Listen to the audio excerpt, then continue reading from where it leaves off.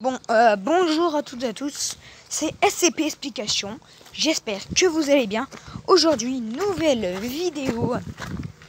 Oui, je suis en direct de chez moi pour une nouvelle vidéo sur SCP Wiki. Donc du coup, on va faire SCP 068 pour ce 67e épisode de SCP Wiki. En tout cas, on se retrouve à la fin. SCP 068, le bonhomme de fil de fer. Classe sûre. SCP-068 est un bonhomme de fil de métal de 1,8 cm de hauteur, fait d'un métal inconnu. La figure se compose d'un seul fil, se rebouclant en son centre. Le fil lui-même semble avoir été courbé à plusieurs reprises à plusieurs endroits. Quand un courant électrique est introduit dans SCP-068, celui-ci s'anime et se déplace tout seul. Les membres de SCP-068 se situent exactement au même endroit que ceux d'un être humain. Une fois activé, SCP-068 commence à chercher tout type de matériaux métalliques. Une fois qu'un métal a été trouvé, SCP-068 va commencer à pétrir et retirer une bande de mince de métal de celui-ci. SCP-068 va alors construire un autre modèle semblable à lui-même.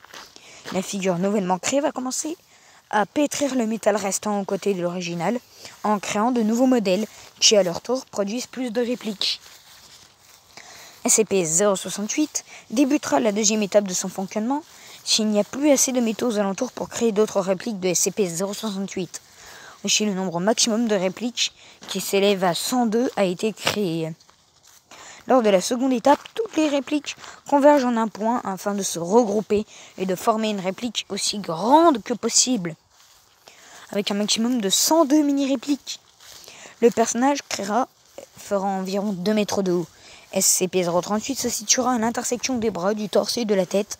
Après cette formation, des rayons gamma, bêta et θ commenceront à émaner de SCP-068. SCP-068 continuera donc de chercher du métal afin de créer de nouvelles répliques. Ces dernières, en revanche, feront la taille actuelle du personnage métallique. Aucun rayon gamma, bêta ou θ n'émanera des grandes répliques ne contenant pas SCP-068.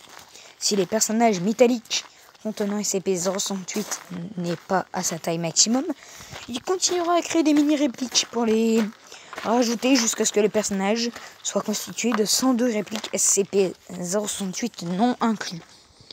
Une fois qu'il a atteint la deuxième étape et qu'il n'y a plus de métaux disponibles à partir de la figure initiale, SCP-068 retourne à son état dormant. Au bout de 4 minutes et 32 secondes d'activité, les matériaux entourant la figure originale doivent être fondus dans le but de récupérer SCP-068. SCP-068 est capable de pétrir et manipuler tout métal qui lui est présenté. Quelles que soient ses propriétés, il semble également être imperméable à toute tentative visant à endommager ou à le détruire. Cependant, les copies de SCP-068 possèdent les mêmes propriétés et vulnérabilités que n'importe quel métal dont elles sont issues. SCP-068 peut détecter les métaux cachés à travers un processus qui est encore inconnu. Alors que SCP-068 ne tentera pas d'atteindre les métaux qui sont trop difficiles à trouver, il va déchiqueter tout ce qui est assez mou pour que ses membres pénètrent. Ce qu'il considère comme assez mou change en fonction de la constitution de SCP-068.